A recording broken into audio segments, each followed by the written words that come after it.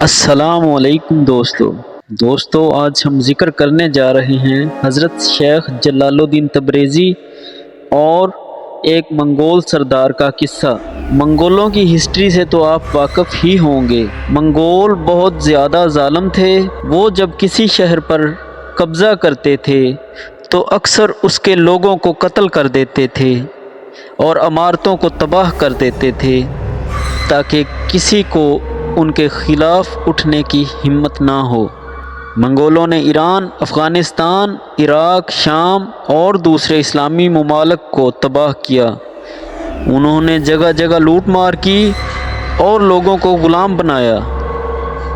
Hulagu Khan کے ہاتھوں 1258 میں بغداد کا سقوط اسلامی تاریخ کا ایک افسوسناک واقعہ ہے۔ اس میں لاکھوں لوگ قتل ہوئے اور بغداد کے کتب خانے اور علمی خزانے کو تباہ کر دیا گیا۔ منگول دشمنوں کو نفسیاتی دباؤ میں رکھنے کے لیے خوف اور دہشت کی فضا پیدا کرتے تھے۔ ان کا مقصد ہوتا تھا کہ لوگ خود ہی ہتھیار ڈال دیں۔ اسی طرح حضرت شیخ جلال الدین تبریزی کے پاس جب ایک منگول سردار آیا تو اس کے ساتھ آپ کا جو مکالمہ ہوا، جو بات چیت ہوئی، ہم اس کا ذکر کرنے جا رہے ہیں۔ یہ واقعہ اس وقت کا ہے جب منگولوں نے اسلامی دنیا پر حملے کر کے تباہی مچا رکھی تھی اور ان کے ظلم و ستم سے لوگ خوف زدہ تھے۔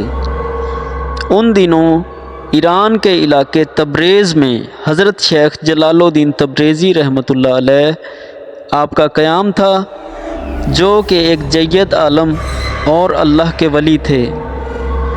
آپ اپنی روحانیت اور تقوی کے لیے مشہور تھے اور اللہ کی محبت اور معرفت میں غرق رہتے تھے۔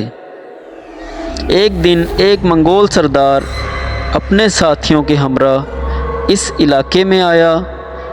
وہ ایک ظالم اور مغرور انسان تھا اور اس کی خواہش تھی کہ وہ حضرت شیخ جلال الدین تبریزی کے دربار میں جا کر ان کے شان و عظمت کو کم کر کے لوگوں کو ڈرائے۔ اس نے لوگوں سے شیخ کے بارے میں سنا تھا اور اسے دیکھنا چاہتا تھا کہ واقعہ میں یہ ولی اللہ کیا کر سکتے ہیں۔ جب منگول سردار شیخ جلال الدین تبریزی کے پاس پہنچا تو اس نے شیخ کی طرف دیکھا اور بڑے غرور سے کہا، میں نے سنا ہے کہ تم اللہ کے ولی ہو اور لوگوں کو بڑی باتیں کرتے ہو۔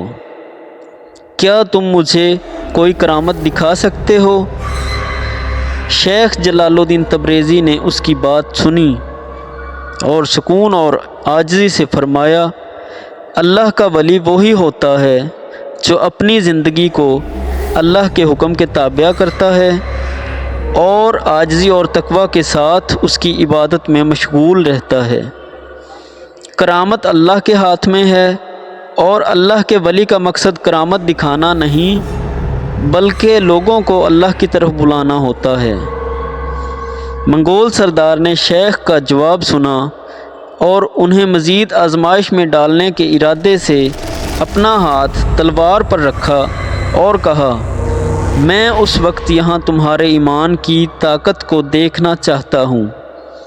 اگر تم واقعہ اللہ کے ولی ہو تو میرے حملے سے خود کو بچا لو۔ حضرت شیخ جلال الدین تبریزی نے اللہ پر توکل کرتے ہوئے کہا، تم جو بھی کر سکتے ہو کر لو، میرا اللہ میرے ساتھ ہے۔ کہا جاتا ہے کہ جب منگول سردار نے حملہ کرنے کی کوشش کی تو اس کا ہاتھ اپنی جگہ پر جامد ہو گیا۔ اس کے ہاتھ میں جان نہ رہی کہ وہ تلوار نکال سکے اور وہ تلوار کو حرکت دینے کے قابل نہ رہا۔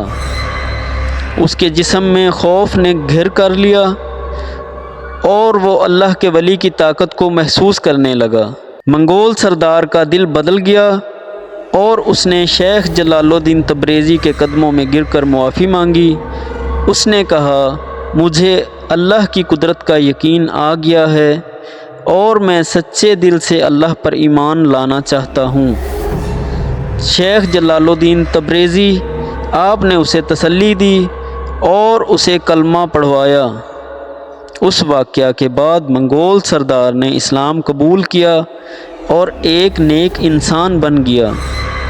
بعد میں وہ اپنے لوگوں میں اسلامی تعلیمات کو پھیلانے کا ذریعہ بنا اور حضرت شیخ کے ساتھ محبت اور عقیدت کے ساتھ وابستہ رہا۔